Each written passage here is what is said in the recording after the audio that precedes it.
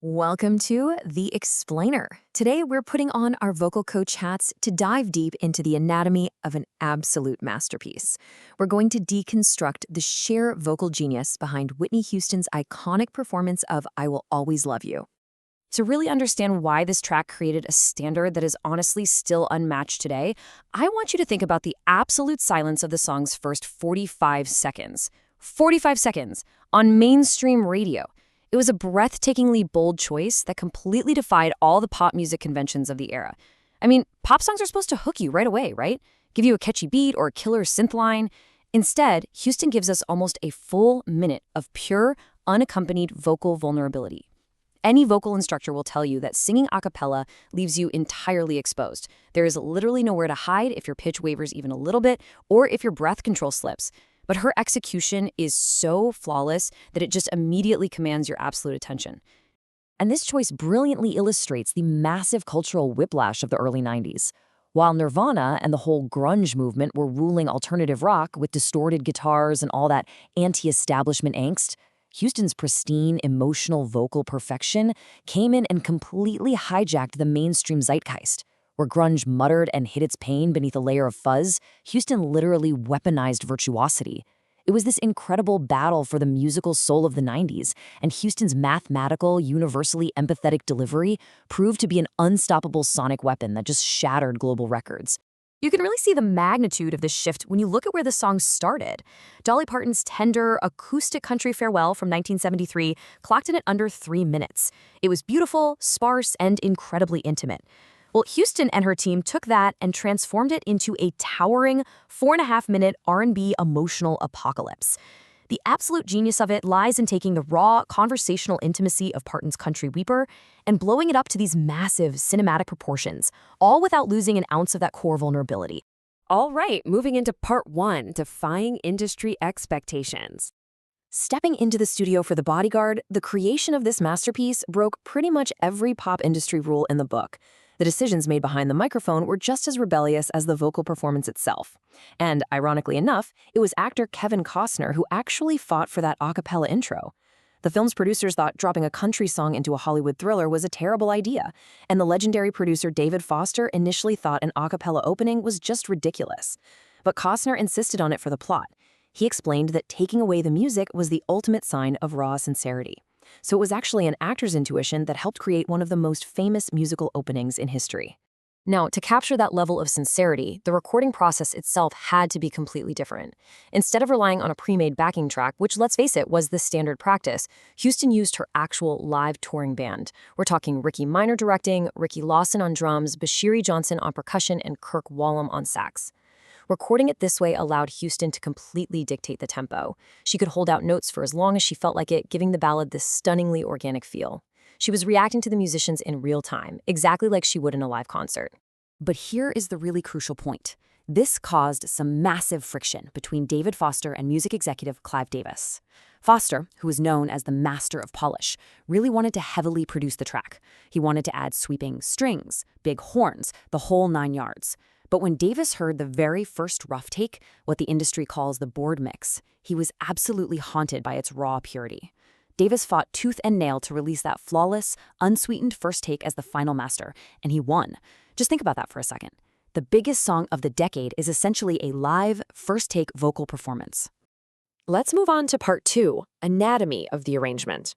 From a vocal coaching perspective, the phrasing throughout this track is an absolute masterclass in tension and release. Think about the steps. Step 1, we start with that raw, breathy silence. Then step 2, Houston introduces this softer, restrained belting in the second verse. She is deliberately holding back her immense power here. Step 3, Kirk Whalum's soulful alto sax solo acts as a perfect bridge, letting the vocal rest while still building the emotional intensity. And finally, step 4, we hit that famous delayed drum beat from Ricky Lawson. It's an agonizing, absolutely brilliant pause that leaves the listener practically begging for the climax. Musically speaking, the song is moving freely at a very slow with 60 beats per minute in A major. But that delayed drum beat, it triggers a massive harmonic shift up a whole step into B major. Now, key changes are super common in pop music. It's often jokingly called the truck driver's gear change. But because of the organic live band setup and Houston's specific gospel-infused phrasing, this modulation completely transforms the emotional gravity of the entire track. At that moment, it stops being just a song and turns into a massive event. And that brings us to the climax and this specific number. 11. Houston sustains the final soaring soprano wail on the word you for a staggering 11 seconds. From a purely technical standpoint, she is shifting flawlessly through the notes F sharp, B, and D sharp. The breath control, the intense diaphragmatic support, and just the sheer muscular endurance required to maintain perfect pitch and vibrato for 11 seconds, right at the very top of her register, it's nothing short of astounding. Which brings us to part 3, mastering the vocal technique. This incredible combination of restraint and explosive power fundamentally shifted vocal pedagogy for an entire generation, especially for music students who are aiming to sing professional ballads. Central to her whole technique is something called melisma. That's when you pack a series of different notes into a single syllable.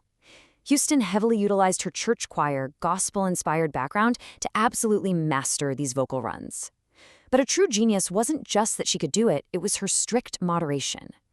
In an era that would soon be known for singers wildly oversinging every single lyric, Houston saved these complex gospel embellishments for the exact right emotional moments, most notably on the words I and you. She truly treated her voice like an instrument playing a highly precise solo. The pure technical demand of this song is immense. Navigating a massive range from F sharp 3 all the way up to G sharp 5 requires a singer to have absolute, unwavering control over both their chest voice and their head voice, while seamlessly bridging the break between them. It demands this crazy transition from low, intimate whispers straight into stratospheric, full-out power declamations, all without straining the vocal cords. That is exactly why vocal coaches obsessively study this track. You have to have a total mastery of dynamics, not just volume, to even attempt it. Because of this extreme level of difficulty, the track became the Olympic gold standard for music students and reality show hopefuls everywhere. As vocal coaches Carrie and David Grant have noted, attempting this song is actually incredibly dangerous for an amateur. It has literally wiped singers out. And that's exactly why, by 1994, this specific performance completely dominated the Billboard year-end charts. It swept the Grammys for Record of the Year and Best Pop Vocal Performance. It was performed live to over 1 billion people at the 1994 World Cup, totally redefined what soundtrack success looked like, and firmly established a nearly unattainable benchmark of vocal perfection that contestants today are still actively chasing. To wrap up our explainer today, I want to leave you with a bit of a provocative thought about the legacy of this absolute masterpiece. We live in an era right now that is heavily defined by autotune, algorithmic playlists, and super fragmented attention spans. So ask yourself, does a single, raw performance relying purely on technical perfection and immense human vocal power still have the ability to totally reset the musical landscape today? Or was Whitney Houston's I Will Always Love You a beautiful, completely once-in-a-lifetime collision of perfect technique, raw emotion, and cultural timing that we will simply never see or hear ever again,